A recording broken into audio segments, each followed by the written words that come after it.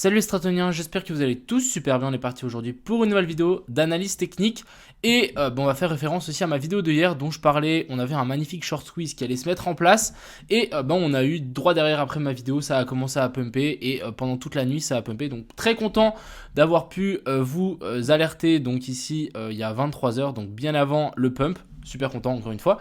Et puis aussi, je tenais à remercier toutes les personnes qui se sont abonnées à ma chaîne dernièrement, qui ont posté des commentaires, des likes, etc. Ça fait super plaisir.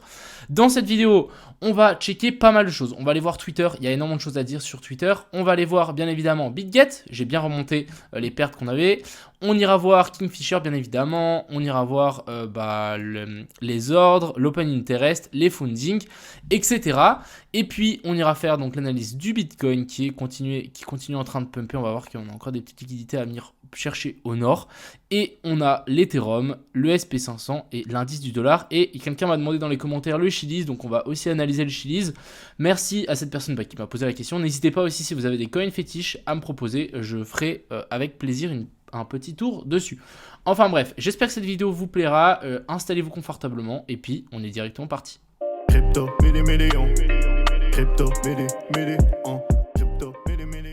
Alors pour commencer, j'ai fait un petit tri dans tous les liens, donc je vous mettrai aussi ce lien dans la description de Connect, comme ça vous avez tout au même endroit. Je vous ai rajouté donc BitGet, Bybit, vous avez des bonus. TradingView aussi, il y a peu de gens qui savent, mais vous avez 30% de réduction avec mon lien, les tickets à gratter, et puis bref, tous les liens importants de mon écosystème, on va dire ça comme ça. Ensuite, on va directement parler de BitGet. Donc sur BitGet, j'ai bien remonté les pertes, parce que bien évidemment, je ne sais pas si vous vous souvenez, mais j'avais pris plein de pertes à la suite. Vraiment, on peut bien le voir ici, j'ai été perte sur perte sur perte. Voilà, boum boum boum. Et du coup, là, on a bien remonté ça en une nuit. Plutôt content avec un beau trade à 630% et avec un trade de 15 RR. Donc c'est le trade que je parlais de hier dans la vidéo. Si jamais vous n'avez pas vu la vidéo de hier, n'hésitez pas à aller la voir. Mais j'ai tenté de prendre ce petit trade. Donc on avait Cos, Boss, retour dans la zone de fair value gap et un potentiel rebond. Et finalement, voilà, on est rentré ici avec tous les gens dans le copy trade et clôturé ici. Je me suis dit on avait des liquidités à prendre au nord. Je me suis dit bon, on va clôturer juste avant. On va pas trop être gourmand. C'est déjà pas mal que ça passe pour le marché que c'est. Donc voilà un petit peu où on était hier. Vraiment, c'était vraiment short squeeze, c'était vraiment ça mon idée d'hier, c'était récupérer toute cette liquidité au nord et c'est actuellement exactement ce qu'on a fait et ça plutôt très content. Continuons ici sur Twitter, donc on a potentiel ici fractal, donc un gros pump, on revient chercher la liquidation ici, on revient sur le milieu du range et ensuite grosse dégringolade. Ça c'est un des plans, c'est mon premier plan qui m'arrive en tête actuellement, c'est exactement ce qu'on peut avoir ça. Je vais vous montrer un deuxième plan bien évidemment, c'est que actuellement on a énormément de shorts qui sont en train de s'accumuler en fait et qui sont en train de shorter cette bougie et simplement si on est dans un short squeeze et que les gens continuent à shorter et qu'on continue à pousser, effet domino, on continue à grimper et on accentue le short squeeze. Ce qui est aussi assez intéressant, c'est ce qui est aussi un peu inverse la théorie qui nous a montré ici, c'est regardez-moi ces volumes. Ces volumes ici ne font que monter depuis qu'on est sur le bottom et ils font que exploser et le cours ne bouge pas. Donc on est vraiment dans une phase d'accumulation. En plus on a toutes les autres monnaies qui sont en train de se péter la gueule face au dollar. Donc bien évidemment le Bitcoin aussi parce que le dollar est super fort. Et en fait ça veut simplement dire qu'il y a des gens qui sont en train d'accumuler ici massivement du Bitcoin. Et voilà, ça prépare quelque chose. À chaque fois qu'on a eu un pic, c'était à chaque fois un bottom. Donc ici bottom, ici on a eu un petit pic, c'était un top. Là on a de nouveau eu un pic de volume comparé à ce qu'on avait dans le passé. De nouveau, c'était un bottom. Donc ça, c'est quelque chose de super intéressant à notifier. De plus, actuellement, il y a une petite réunion avec Christine Lagarde, Powell, etc. qui discutent des crypto-monnaies. Bref, je trouve ça super intéressant. Mis à part qu'ils disent quand même pas mal de conneries. Mais bref, il y a lui qui a tout simplement simplifié ce genre de réunion. Il a dit en premier, il t'ignore. En deuxième, après, en fait, il commence à rire de toi. C'est exactement ce qui s'est passé avec le Bitcoin. Au début, il t'ignore. Après, il rit. Et ensuite, il commence à t'attaquer. Et c'est exactement dans la phase qu'on est. Il commence à attaquer les crypto-monnaies à fond la caisse. Et en fait, c'est où est-ce qu'on est. Et ensuite, bien évidemment, les crypto-monnaies ne peuvent pas être régulé, le Bitcoin, etc. Bref, on aura gagné de toute façon. Ici aussi, deuxième scénario complètement probable. On remonte ici, je vers la zone des 20 500 à 21 000. Le milieu du range dont je vous parlais tout à l'heure. Et ensuite, grosse chute jusque vers la zone des 14-16 000. Pourquoi pas? Continuons directement avec les liquidations. Ici, on peut voir que on est un petit peu au milieu de rien du tout. On n'a pas trop de liquidation proche de nous où est-ce qu'on est. Par contre, au nord, ça monte jusque vers la zone des 23 000 jusqu'à 25 000 et ensuite énorme pic de liquidation à 28 000. Donc vraiment, là, on a un énorme aimant qui veut nous dire « Ok, viens ici, viens nous liquider ». Et à mon avis, ces liquidations de short ici ont été activées au moment où on a pumpé. À mon avis, c'est ces mêmes personnes qui sont en train de short ces plus hauts là, qui ont en fait leur liquidation à 28 000. Donc c'est possible que le short Swiss continue à grimper. C'est quelque chose de complètement probable. Ensuite, les liquidations au sud n'ont pas trop bougé. Ça n'a vraiment pas changé. Et elles ont plutôt même baissé, étant donné qu'on est monté. Donc il y a forcément des gens qui ont clôturé leurs longues et les liquidations qui sont disparues. Ensuite, ici, sur l'Open Interest, on voit bien qu'on a eu une hausse, mais démoniaque. On le voit mieux ici. Mais regardez-moi ici, cette hausse de l'Open Interest, ça veut simplement dire qu'il y a beaucoup de positions en levier qui sont ouvertes depuis environ 24 heures. C'est immense ce qui s'est passé là. On est passé de plus ou moins 125 000 à 150 000 positions ouvertes. C'est juste une échelle.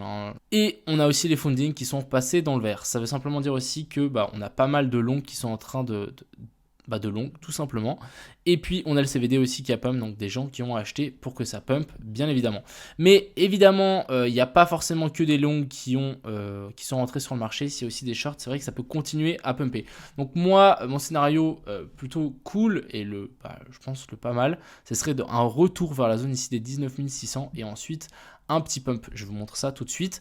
Et ici, pour les fundings, voilà, c'est plutôt neutre, plutôt même négatif, étant donné qu'on est en dessous de la zone des 0,01. Ensuite, passons directement sur les charts. Donc ici, on a le Bitcoin qui nous a cassé cette magnifique trendline ici pour ensuite pumper. Ce qui est super intéressant, c'est qu'on est venu récupérer 2-3 liquidités. Donc quand je parle de liquidité, je parle de ces anciens tops ici. Pour moi, ici, on avait presque un equal high. Donc on avait une poche de liquidité qui s'était formée ici. On en avait aussi ici. Et bref, ça a pumpé assez rapidement. Il en reste ici en haut. Donc clairement, on peut revenir chercher donc toute cette zone ici. Jusque, donc là on parle de la zone des 20 500, c'était ma target de base de ce trade, mais j'ai un petit peu diminué, je voulais pas trop être gourmand. On a des zones de fair value gap qui se retrouvent ici, on a une autre zone de fair value gap qui se retrouve de ici à ici, donc là je suis en 4 heures, c'est des grosses zones de fair value gap.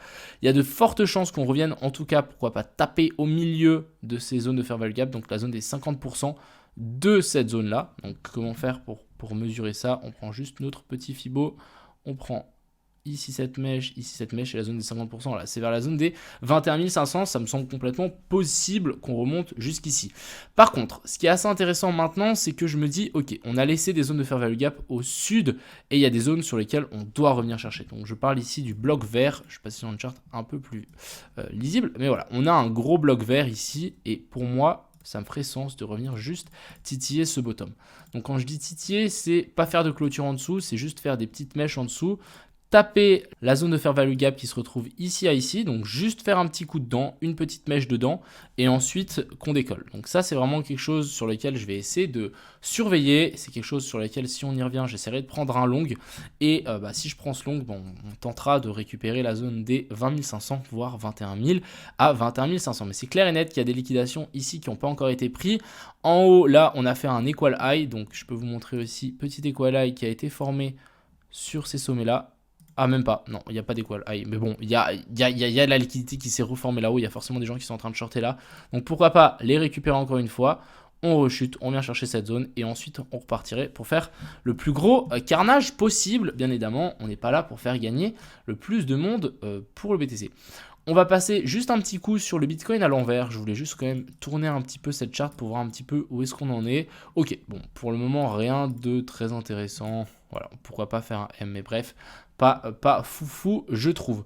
Ça, c'était pour le Bitcoin. Je rappelle que du coup, notre position qu'on avait sur BitGet, on avait celle-ci qui aurait pu largement passer. Je ne sais pas si vous vous souvenez, mais je l'avais mis en avance quand on était par ici. J'avais mis cet ordre. Bref, il est presque passé ce trade, donc plutôt très content. Il y avait un ratio de 7 plus ou moins à prendre parce qu'on n'est pas encore TP. Et celui-ci, vraiment super intéressant. Je vais vous expliquer un petit peu plus en détail pourquoi je l'ai pris. Mais en gros, on avait ici un COS et un BOSS, donc inversion de la structure baissière, qui était baissière juste ici avant.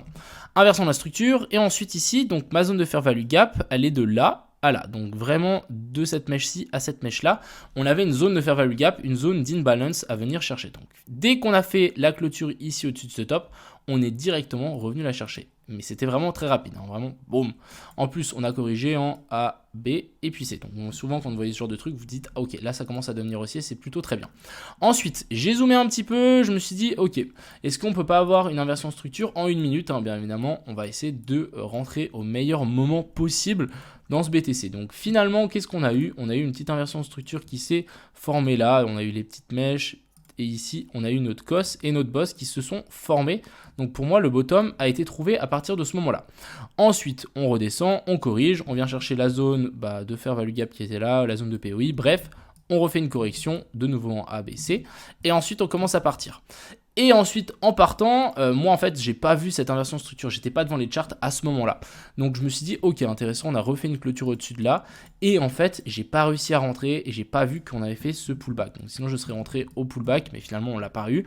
Et au moment où j'ai vu qu'il y avait ce pullback et qu'on est reparti, je me suis dit, ok, là c'est bon, c'est bullish. Ici, on a un petit bottom dans la zone de fair value gap en 1 heure, et il y a de fortes chances qu'on reparte vers le nord.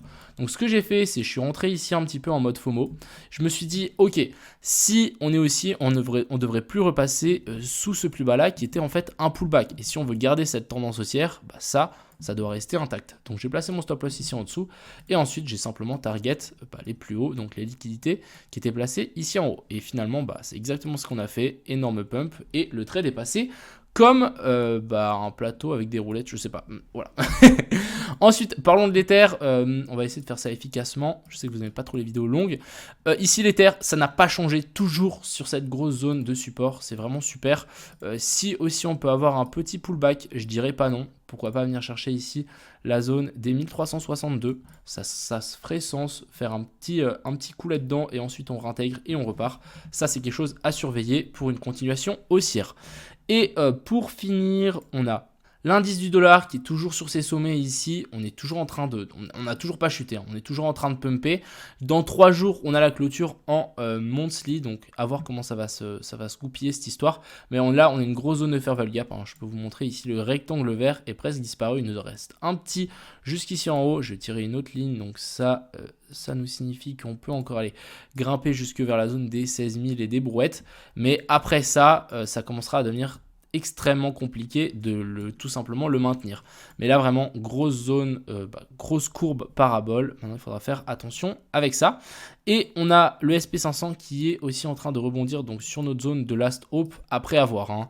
Là on est juste en train de faire un potentiel bottom. Je pense qu'on peut encore largement faire un petit tour en dessous de cette zone-ci. Pourquoi pas faire une déviation, hein, vous connaissez, hop, déviation ici. Pourquoi pas faire ici accumulation, ensuite manipulation et ensuite extension et là départ juste en passant sur ce bottom. Ça semblerait plutôt logique de prendre les liquidités qui sont placées en dessous et qui sont en train de s'accumuler ici sous ce double bottom ou même cet équal low. Et pour finir, on a le Chiliz qui m'a été demandé, donc on va juste dézoomer pour voir un petit peu où est-ce qu'il se situe. Donc Chiliz qui a bien corrigé depuis tout ce bear market. On est venu taper donc dans un joli petit range pour moi, donc c'était ici de cette mèche à cette mèche, gros range plutôt.